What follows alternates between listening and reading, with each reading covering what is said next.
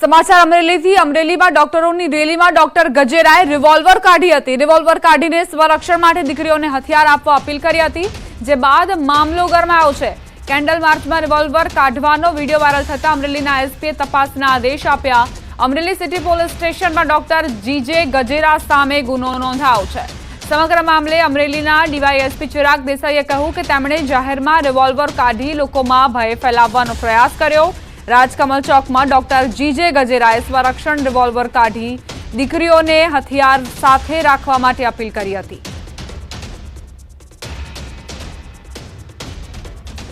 आ मार्ग दरमियान doctor G J Gajera द्वारा पोतानी लाइसेंस वाली रिवोल्वर के जेने जाहेर में प्रदर्शित करी अने लोकोमां भय पैदा थाय तेवुं जाहेर कृत्य करेल होय अमरेली सिटी पोलीस स्टेशन खाते आर्म्स एक्ट कलम 30 तथा बीएनएस नी कलम 353 અને 270 मुजब तथा कलेक्टरश्रीना जाहेरनामा भंग जीपी एक्ट कलम 135 मुजब अमरेली सिटी पोलीस स्टेशन में गुनो दाखल करेल छे।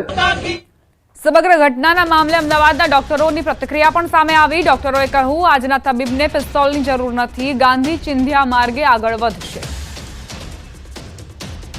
દ્રૌપદીનું ચિરહરણ થયું હતું અને મહાભારત થયું, સીતાનું હરણ થયું અને રામાયણ થયું। પાર્થને કહો ચડાવે બાણ, પણ તબીબ બહુ સમજદાર છે, એને માટે ખૂબ સક્ષમ છે, એને ગાંધીજીની ધરતીમાં પૂરેપૂરો વિશ્વાસ છે। આપણે અહિંસક માર્ગે જ આગળ જવું છે।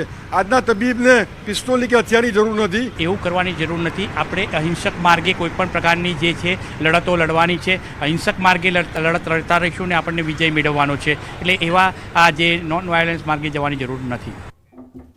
राज्यसभा सांसद डॉक्टर जशवंतसिंह परमारનું નિવેદન। કોલકાતા કેસ મામલે મોટું નિવેદન આપ્યું। આરોપીઓને ફાંસીની સજા કરવી જોઈએ। દરેક રેપના આરોપીઓને ફાંસીની સજા કરવામાં આવે। પશ્ચિમ બંગાળમાં અવારનવાર આવી ઘટનાઓ બને છે। આરોપીઓને કડકમાં કડક સજા થવી જોઈએ। આ સાથે પંચમહાલમાં તબીબોમાં પણ ભારે રોષ સાથે કડકમાં કડક સજાની માંગ કરી રહ્યા છે। કોલકાતા ગેંગ રેપના આરોપીઓને સજા કરવા માટે જિલ્લા કલેક્ટરને આવેદનપત્ર આપી રજૂઆત કરાઈ છે।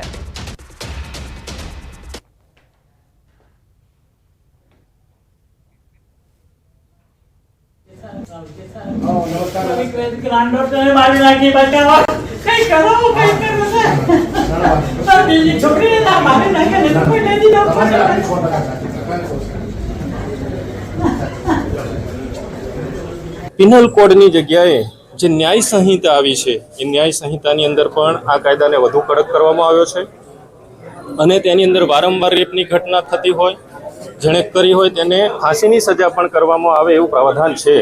પરંતુ એક સમાજના નાગરિક તરીકે, ભારત દેશના નાગરિક તરીકે હું સરકારને બીજી એક વિનંતી કરવા માંગીશ કે દરેક રેપની ઘટનાઓ જો ખરેખર સાચા અર્થમાં સાબિત થાય તો તેની એકમાત્ર સજા એ ફાંસીની સજા કરવામાં આવે। અમને આ જોઈને યાદ આવે છે કે અમે જ્યારે રેસિડેન્સી કરતા હોઈએ ત્યારે રાત્રે અમને 2 વાગે 3 વાગે ક્યારે પણ કોલ આવે 4 વાગે અમે એકલા સુમસામ રસ્તા પર જતા હોઈએ છીએ। આ છોકરી સાથે થયેલું વિચારીને પણ અમને કંપારી આવી જાય છે કે અમે તો થઈ ગયા પણ હવેની જનરેશનમાં શું થઈ રહ્યું છે। એટલે આ ઘૃણાસ્પદ કૃત્ય માટે બધાને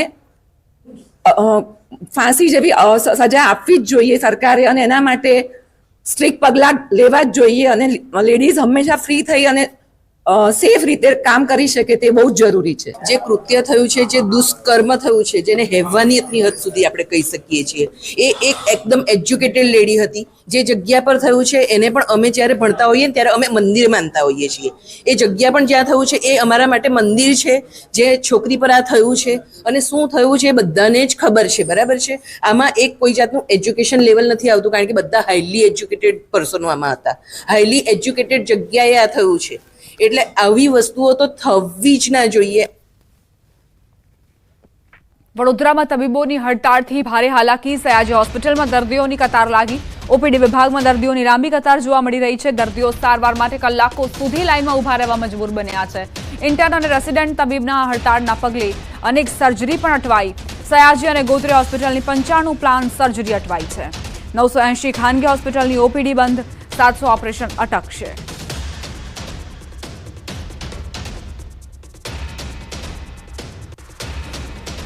મધ્ય ગુજરાતની સૌથી મોટી સયાજી હોસ્પિટલના તબીબો જે છે એટલે કે રેસિડેન્સ ડૉક્ટર્સ છે તેઓ હડતાલ પર છે અને જે રેસિડેન્સ ડૉક્ટર્સ હડતાલ પર છે તેની સીધી અસર જે છે તે હોસ્પિટલની જે કામગીરી છે તેના પર જોવા મળી રહી છે.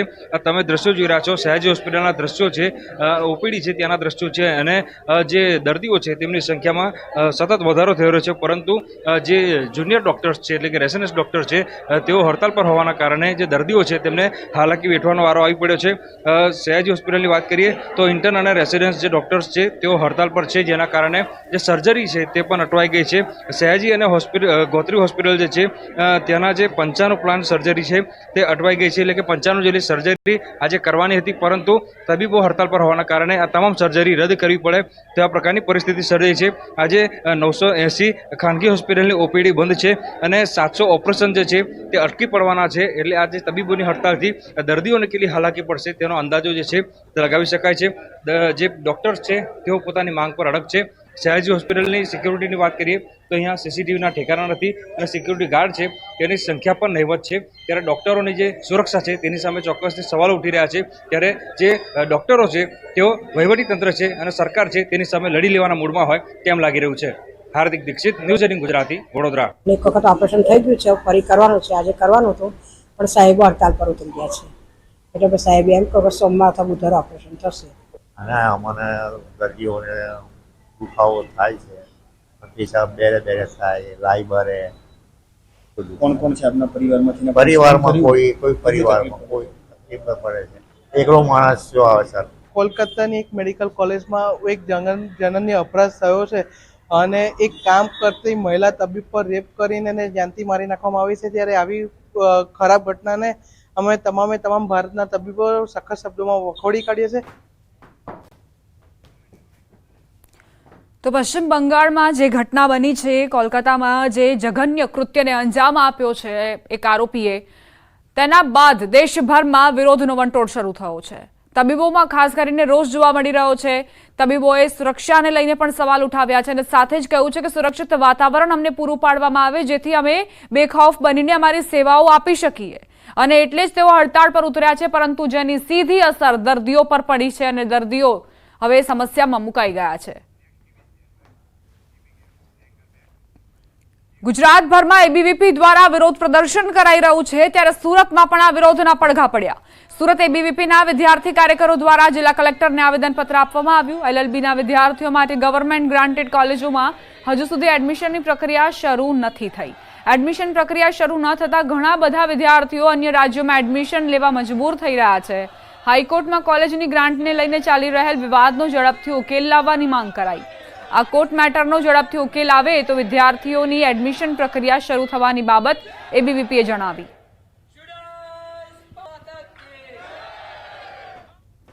જે લોના સ્ટુડન્ટ્સ છે એ લોકોનો જે 3 વર્ષનો જે પ્રોગ્રામ હોય છે એની અંદર હજુ સુધી એડમિશન પ્રોસેસ સ્ટાર્ટ નથી થઈ અને એના લીધે વિદ્યાર્થીઓ મૂંઝવણમાં છે.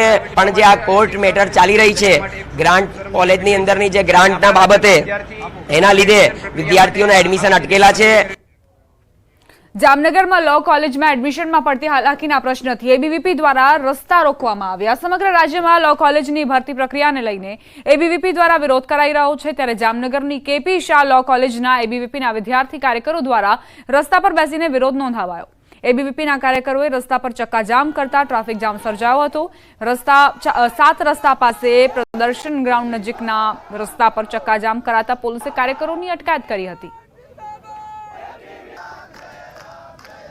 આજે જામનગરની કેપી શાહ લો કોલેજ ગ્રાન્ટીનન કોલેજ છે તો ત્યાં ફક્ત 2 પ્રોફેસરો અને 1 પ્રિન્સિપલ હોય, જેમાં 3 કોલેજ થકી આ ગ્રાન્ટીનન કોલેજ ચાલી ના શકે. અને જે પણ કોઈ સામાન્ય ઘરના વિદ્યાર્થીઓ છે આ લોકોએ ફરજિયાતપણે પ્રાઇવેટ કોલેજ અને પ્રાઇવેટ યુનિવર્સિટીમાં એડમિશન લેવું પડે, જેના કારણે જે સામાન્ય ઘરના વિદ્યાર્થીઓ જે લો કરવા ઈચ્છે છે એ લો કરી નથી શકતા અને ફી ભરવાની આવે તો ભરી નથી શકતા. બોટાદમાં હીરા ઉદ્યોગમાં મંદીના કારણે રત્ન કલાકારો હવે ભગવાનના શરણે.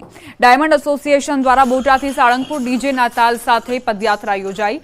પદયાત્રામાં હીરાના વેપારી, હીરાના કારખાનાના માલિકો, રત્ન કલાકાર તેમજ હીરાની લેવેચ કરનાર દલાલ ભાઈઓ જોડાયા.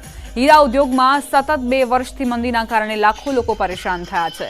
તેમાં પણ બોટાદ જિલ્લામાં 1200 થી 1500 હીરાના કારખાનામાં 70,000 જેટલા પરિવાર પોતાનું ગુજરાન ચલાવે છે. ત્યારે હાલ મંદીના માહોલમાં રત્ન કલાકારોમાં ચિંતાનો માહોલ જોવા મળી રહ્યો છે.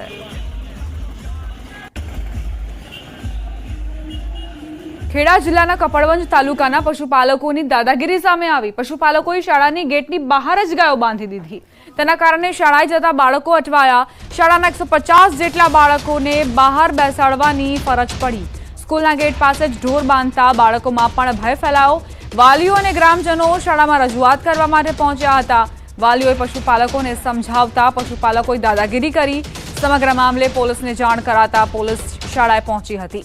શાળાના મુખ્ય ગેટ બહાર બાંધેલી ગાયો છોડી પશુપાલકો સામે કાર્યવાહી હાથ ધરાઈ.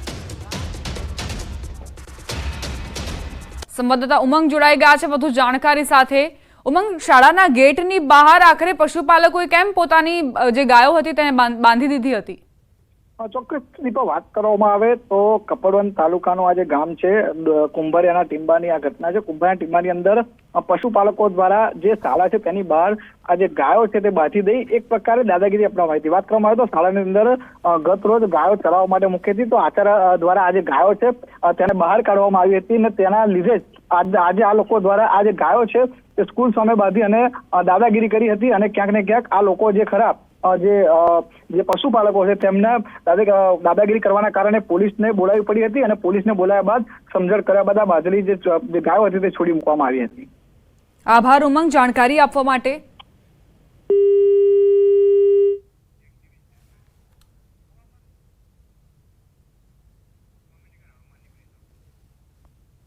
તો પશુપાલકોએ કઈ રીતે દાદાગીરી કરી અને વિદ્યાર્થીઓને બહાર બેસાડવાની ફરજ પડી હતી, કારણ કે પશુપાલકો ટસથી મસ્ત થવાના મૂડમાં નહોતા, દાદાગીરી કરી રહ્યા હતા. વાલીઓએ અને સાથે જ શિક્ષકોએ તેમને સમજાવવાનો પ્રયત્ન કર્યો તો તેમની સામે પણ બાથ ભીડીને ઊભા રહી ગયા અને પોતે પીછેહટ કરવાના જરાય મૂડમાં નહોતા. પોલીસ આવી અને પોલીસે મામલો શાંત પાડવાનો પ્રયત્ન કર્યો હતો. પશુપાલકો સામે પણ પોલીસે કાર્યવાહી હાથ ધરી છે. हवामान विभाग की प्रेस कॉन्फ्रेंस हमें सांभळीशुं. हेवी रेनफॉल की वार्निंग है वो डिस्ट्रिक्ट है नवसारी, वलसाड़, दमन और दादरा नगर हवेली. और डे 6 के लिए भी नवसारी, वलसाड़, दमन और दादरा नगर हवेली के लिए हैवी रेनफॉल की वार्निंग है और साथ में थंडरस्टॉर्म की वार्निंग है. और आने वाले 5वें और 6ठे दिन के लिए थंडरस्टॉर्म की वार्निंग है नवसारी, वलसाड़, दमन और दादरा नगर हवेली पे के लिए. और जो विंड की स्पीड होगी वो 30 से 40 kmph और साथ में जो गस्टी विंड होगी वो 50 kmph के आसपास रहने का पूर्वानुमान है. और अब रेनफॉल रियलाइज की बात करेंगे 1 जून से लेकर आज तक तो Gujarat as a whole state 536 millimetre rainfall record हुआ है और नॉर्मल के हिसाब से 513 मिलीमीटर होना चाहिए. तो प्लस 5% नॉर्मल के हिसाब से ज़्यादा रेन हुआ है Gujarat as a whole state में. और गुजरात रीजन में 622 मिलीमीटर रेनफॉल रिकॉर्ड हुआ है और 668 मिलीमीटर रेनफॉल नॉर्मल के हिसाब से रिकॉर्ड होना चाहिए. तो -7% गुजरात रीजन डेफिशिएंट है. और सौराष्ट्र रीजन में 471 मिलीमीटर रेनफॉल हुआ है और 389 मिलीमीटर नॉर्मल के हिसाब से होना चाहिए. तो प्लस 21% सौराष्ट्र और कच्छ रीजन में रेनफॉल नॉर्मल के हिसाब से ज़्यादा है 1 जून से लेकर आज तक.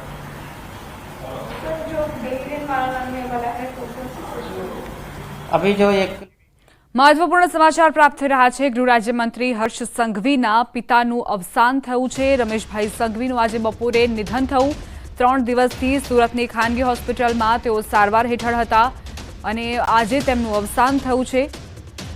ગૃહ રાજ્યમંત્રી હર્ષ સંઘવીના પરિવાર માટે ખૂબ જ આજે દુઃખદ દિવસ, કારણ કે તેમણે પોતાના પિતા ગુમાવ્યા છે.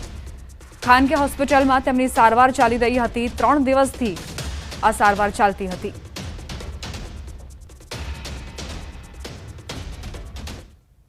બુલેટિનમાં રોકાઈશું એક નાનકડા વિરામ માટે. આપ જોતા રહો ન્યૂઝ 18 ગુજરાતી.